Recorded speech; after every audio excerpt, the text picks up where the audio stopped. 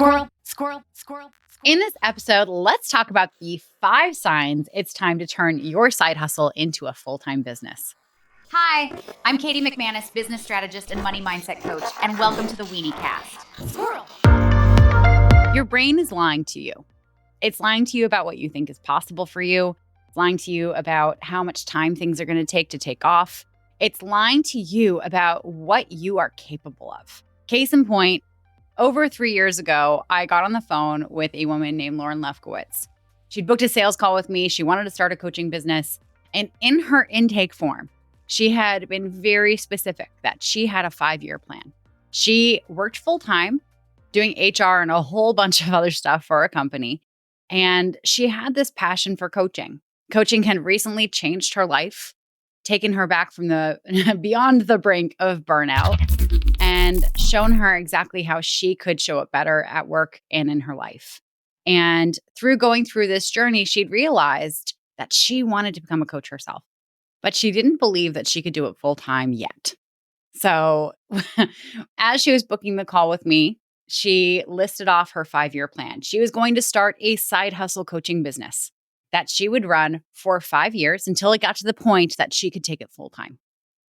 And I remember this as if it were yesterday, getting on the phone with her and hearing her explain to me exactly how this would work out as a 5-year plan. And I remember smiling because I could see this woman doing things so much faster.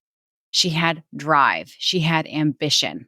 She had a deep desire to change lives.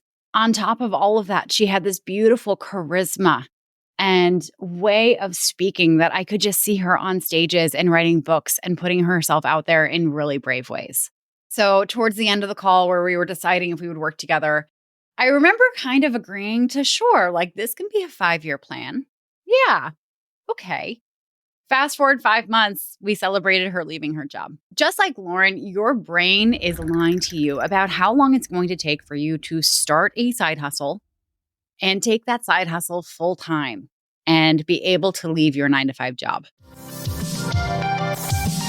Now, I've had clients who have started side hustles and grown those side hustles to well over 6 figures a year and are so happy just keeping it a side hustle in addition to their 9-to-5 job.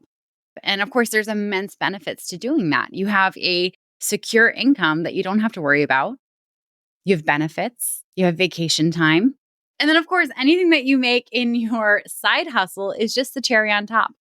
And it allows you to live a much bigger life because you have more money. And when you have more money, you have more freedom and you have more choice. And in addition to that, if you're multi-passionate and you're really passionate about what you do in your day job, and you're really passionate about what you do in your side hustle, you have your passions covered. There's nothing wrong with building a business that just stays a side hustle. But there is a point where you're going to see the signs that this side hustle is ready to become your full-time gig. And in this episode, I'm going to be running through what those signs are. So when they happen to you, you're able to identify them and make a choice. Do you want to take this full-time? Or does this business need to stay a side hustle because you love your 9-to-5? I'm going to be talking about this in 2 veins, right? Because people have varying degrees of risk tolerance. I personally am very risk tolerant. If you were to look at my sacred money archetypes results, I am a maverick, which the maverick is the archetype that is most comfortable with like gambling and risk and like putting all the chips on the table and just kind of like taking what their winnings are. The way Mavericks operate when it comes to business and life, and especially money, scares the crap out of an archetype that we like to call the accumulator. Accumulators do not like to risk things. They want to make sure that things are guaranteed. They're not going to have to touch their savings. And how the two make decisions, especially when it comes to growing a business, are going to be very different. So I'm going to be going through these 2 veins because it's going to be different for each one of these archetypes.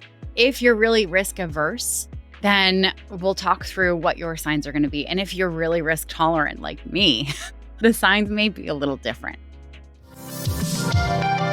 The number 1 sign that you're ready to take your side hustle to full-time and leave your 9-to-5 job is that you are making anywhere from 50 to 70% of what your full-time job salary is.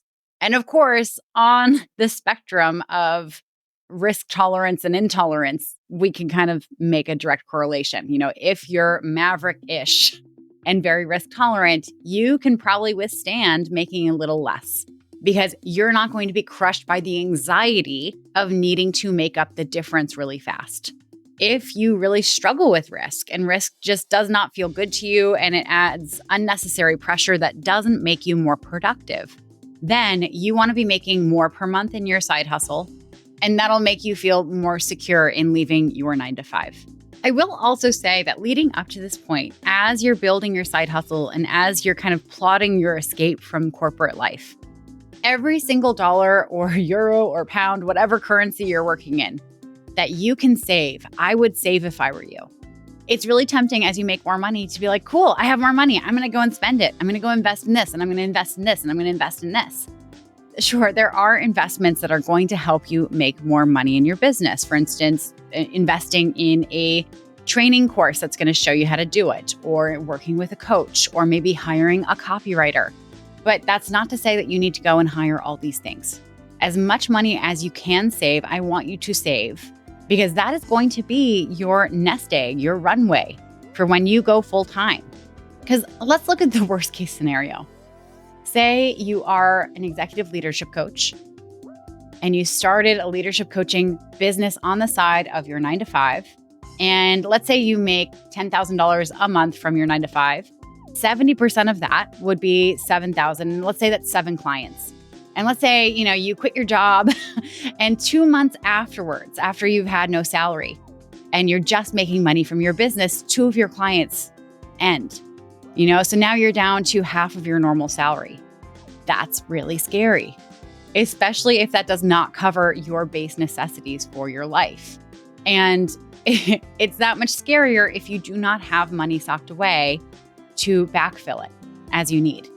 But I want you to imagine if in your first year of business of running this side hustle, you're able to save $60,000, right? $60,000 is nowhere near your full-time salary. However, for those first 3 to 5 months where you're still ramping up to full time, it's enough to bridge the gap so that you don't feel like you're about to end up in the poorhouse. Which, what an antiquated term. Do they still have those? I don't know. I feel like in the States, if we actually did have a poorhouse, it would get attacked by people on the right as socialism. We can't take care of the poor. They need to fend for themselves. They're not strong enough. I feel like here I should bring up that I actually registered as a Republican so that I could go and vote for someone else other than Trump in their primaries. And I want to acknowledge there are a shit ton of hustle bros out there who are like, no, burn your ships, quit everything, go and start your business and put everything into it. That's a very privileged position to come from. That assumes that you have no responsibilities. That assumes that you do not have a spouse who may or may not be able to carry the load financially for your household. That assumes that you don't have dependents, you don't have children or pets that are relying on you to keep them alive. And it goes along with this mentality that we have to make ourselves suffer and work from a place of fear to make our dreams come true. And that is absolutely not true. In fact, when you're in fear mode, you're actually in survival mode. If you're afraid that you're not going to be able to eat, your brain is seeing that as life or death. When you're in a life or death situation, do you have access to your creativity? Are you going to be able to stand firm on your pricing on a sales call? Are you going to be able to say no to the clients who are not going to be a good fit for you and who may actually end up making your life miserable? Probably not. We're not starting businesses to make our lives harder. Yes, starting a business is probably going to be one of the hardest things you ever do. And also, you get to choose your hard. You get to choose how hard it's going to be. I'm a big believer that one of the best ways you can set yourself up for success when starting a business is by keeping your 9-to-5 job for as long as possible. In fact, one of my favorite times to start working with clients is when they're actually starting a new job. Because when you're starting a new job, you are going in fresh. You can set boundaries around your time in a way that's just kind of the expected way to deal with new people. Versus if you've always worked a little later or you've always taken on an extra project here or there, If you're starting a side hustle business while working a job you've been in forever, you're going to have to retrain a whole bunch of people as to how they get to deal with you and what they can expect from you time-wise. It takes balance, and it takes being really impeccable with how you manage your time, which I know for those of us with ADHD is really scary. You have to be very intentional about taking time off. What's that Kim Kardashian quote that was going viral about a year ago? It's like, people don't want to work anymore. Like, you just gotta work. I can tell you, my clients do not have a problem working hard. They have a problem taking time off. I can't tell you how many conversations I've had this week alone where I've had to walk clients through exactly what they need to do to step away from work and recharge. So as you're starting your side hustle and as you are setting boundaries around your work, you also have to set boundaries with yourself. You cannot expect yourself to work every waking hour that you're not at your 9 to 5. That is a recipe for burnout and exhaustion and ruined relationships, for expanding waistlines, and for falling behind on all your Netflix shows, which, I mean, the new Bridgerton season is about to come out. Season 3. Penelope and Colin are supposed to get it together. It's going to be rad. You don't want to miss out on that. So long story short, you need to be making between 50 and 70% of what you're taking home from your 9 to 5 before you take your side hustle business full time. Okay. That's part 1. Part 2 is you have to. Ooh, what am I going to say next? Well, you'll have to keep listening to find out. But first, squirrel, squirrel, squirrel, squirrel.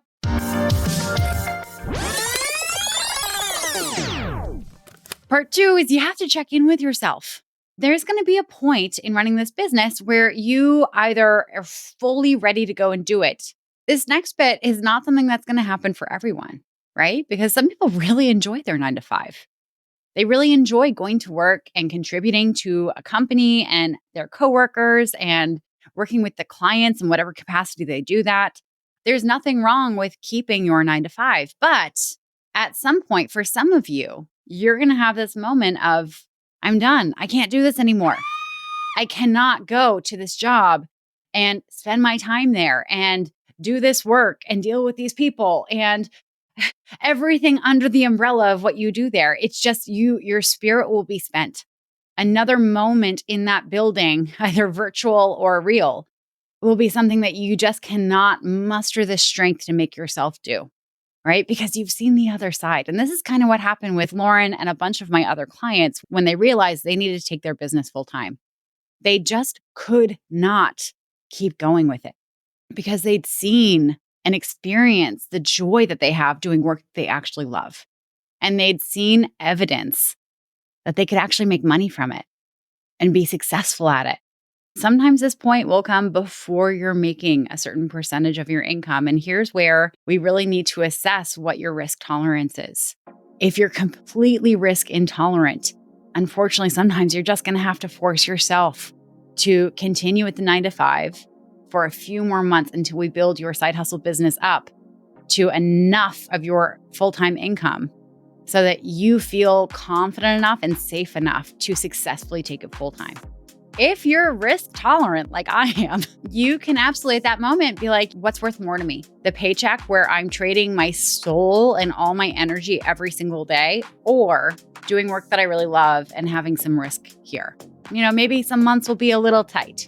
I want to own that I jumped from my 9 to 5 way too early. I was nowhere near this. Thankfully, because I'm a maverick, I was able to pull it out. I was able to hustle and get my income up to what I was making before and then surpass it, times 3.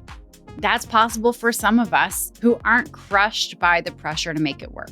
For some people, that pressure to make it work or else you're going to die is just a little too much. And that's okay. You don't have to prove anything to anyone. You're living life for you, not for anyone else. And there's nothing wrong with living life in a way that you actually get to enjoy the journey. And of course, there are going to be trade-offs along the way. Maybe you do need to stay in that soul-sucking job for an extra 2 months until you get another client or 2. But I would rather you give that little sacrifice than sacrifice the potential success of your business, right? Because what happens if you leave your job too early? You don't have that risk tolerance and you completely melt down under the pressure. You're just going to have to go back to a 9 to 5. If you were already miserable there, and wanting to escape, imagine how much worse it's going to be after you tried going for your dream, failed at it because you couldn't take the pressure, and then had to crawl back to something that made you miserable. We don't want that for you, okay? That's going to make for a really boring deathbed story. We are after being very interesting on our deathbeds. We don't want our loved ones sitting there and be like, oh my God, not this story again about all their regrets and the things they wish they'd done. And oh God, I can't listen to this anymore. We want people to be like, oh my God, yeah, you did that and you did that and you did that. And you were brave and you were funny and you were lit up with life. And I'm going to stick around until your final breath. That's the goal. Anyway, back to the point. Feeling of being done with your 9 to 5, that is another sign that it is time to leave the 9 to 5 and take your side hustle full time. Another part, and just a very, straightforward logistical part that will be a sign that you are ready to take your side hustle to full time is, Ooh, what am I going to say next? Well, you'll have to keep listening to find out. But first, squirrel.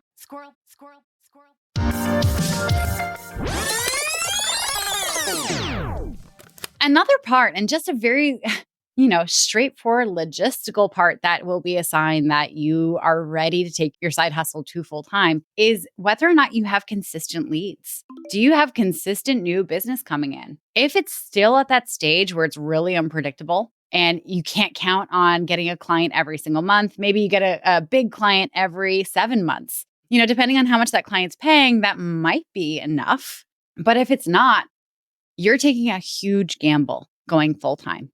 If you can reliably say that you're getting anywhere from 4 to 10 sales calls a month, and you know that your closing percentage is anywhere from 25 to 33%, then I would say that you are ready to take your business full time, especially if you're selling a high ticket offer. And again, something that's like purely logistical when you're considering if this is ready to be full time is, are you running out of time?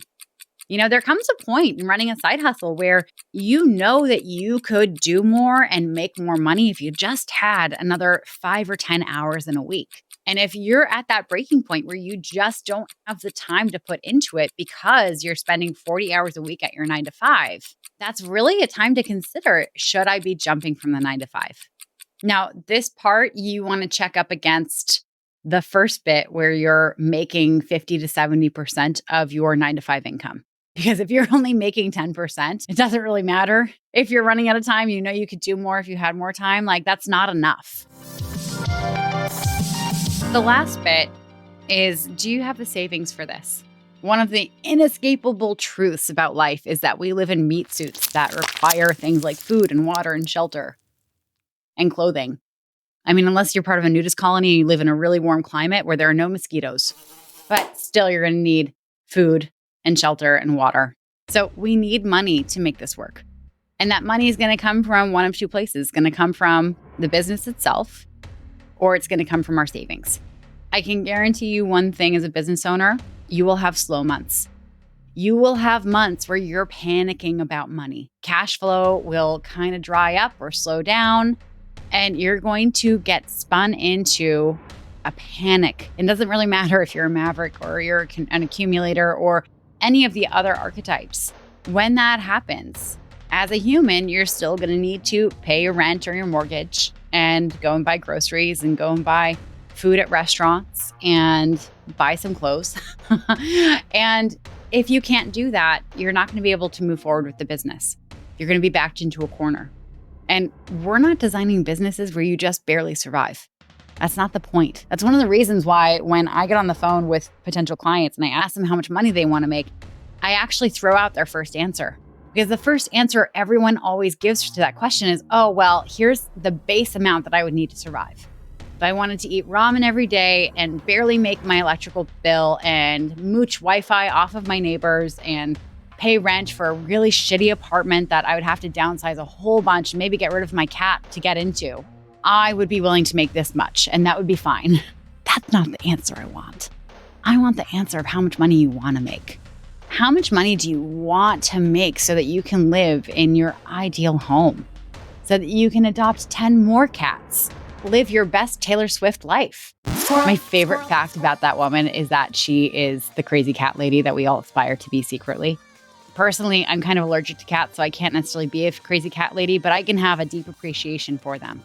and with the pride that she has around her cat ladyhood. For you to get there, though, you need to not just be focused on your survival. You need to be focused on what your bigger dream is, what your big goals are. You know that saying, aim for the stars and land on the moon? I'm not sure if I made it up or if I heard it somewhere. So maybe you haven't heard it. But anyway, there's this belief that like when you shoot for something that feels so big and so out of reach, you're more likely to land somewhere that is still a huge accomplishment to get to. When I start with clients and we're trying to figure out their basic pricing, we actually don't figure out how much money they want to make in the first year of their business, because that's not really helpful. So if you say that you want to make $100,000 that year and we base your pricing off of that $100,000, you're probably only going to make $33,000, right? Because you're starting a business. There's ramp up time. There's figuring out your niche. You have to start marketing. You're not going to have a full list of clients right away after you decide you're starting this business. That's not how it works. However, if in year 3 you decide you want to make $300,000, great, we can base your pricing off of that. And if you're only making a third of that, you're far more likely to make $100,000 in your first year. And realistically, when you're on sales calls and this is a new business and you're asking for big money for your work, are you going to be more confident asking for it when you have zero money in savings? Or are you going to be more confident asking for it when you have a good chunk of change socked away? And you know that if this person says no to working with you, you're going to be fine. You'll be able to feed yourself. You'll be able to pay the mortgage. Your children will have shoes if you have children. Thankfully, pets don't need shoes. They need other things. Watch Luna come up and be like, Mom, I really want shoes. You can talk? Fuck. So whatever it is that your brain is telling you is possible for you, I want you to tell it to fuck off. Your brain doesn't understand how this works. It's never done it before. It has lived in a world where you're constantly made to feel like you're not good enough. For you to succeed in the neurotypical systems that have been designed for things to function, you have to go above and beyond. You have to bend yourself into a fucking pretzel that got twisted in the conveyor belt to be able to be successful. One of the most beautiful things about starting a business is that you get to design the business to function for how you function. You do not have to create a business that will require you to bend into a pretzel to be able to run. You absolutely can. If you really enjoy making yourself suffer, if you're a masochist, go for it. But you do not necessarily have to do that. One of the things that I walk my clients through is designing a business that works for them to have their ideal lives. This is one of the reasons why those business programs that are like one size fits all, follow my step-by-step plan that worked for me and just do it yourself. Why those don't really work for everyone. They maybe work for 5% of the people that sign up for them. And for those of us with ADHD, when we start programs like that, we get a couple lessons in and we just feel so defeated because it feels like we're back in school and we're being given instructions for a project that just feels completely alien to us, that has all these complicated instructions that don't really feel like stuff that we like doing. And so then we get into executive dysfunction about doing the one little bit, but then we can't get to the next little bit without doing that first little bit. And so then we start feeling all the shame bubbling up of, oh my God, I just can't do it. All that comes up when you sign up for these one-size-fits-all programs. If every single business were able to function in the same exact way, starting a business wouldn't be hard. It wouldn't be something that the failure rate was super high. Everyone would just do the same thing. Okay, you're not meant to do the exact same thing as another business owner. You have to find a way to design this business in a way that allows for you to be in your strengths, for you to feel lit up doing the things that you love day in and day out. It's okay that you don't know how to do that. You've never done this before. And up until now, you have lived in a world that is designed for neurotypicals by neurotypicals. And you've had to work really hard. And you've had to sacrifice parts of yourself that you don't even realize to be successful. Your brain is going to take a beat to understand that that's not necessary when you start a business. It's a learning curve that I'm personally still on. And I train on this shit. I literally work with other ADHD entrepreneurs and I'm still struggling with it myself. Your brain is not going to be able to be truthful with you because it doesn't actually know the truth here. So whatever it is that you think is possible for you, whatever dream or goal you think is quote unquote realistic for you to reach, I hereby call bullshit. And I hope you call bullshit too. And sure, come up with your 5-year plan. Bring that 5-year plan to a Generate Income Strategy call with me, and we'll have a nice little laugh about it, and we'll come up with your 5-month plan. And if you want to book that Generate Income Strategy call, the link is in the show notes, and you can go to weeniecast.com/strategy call. I can't wait to talk to you there. I don't know where that came from. I was really playing it out in my head. Like, I'd be really surprised about that. Squirrel, squirrel, squirrel, squirrel.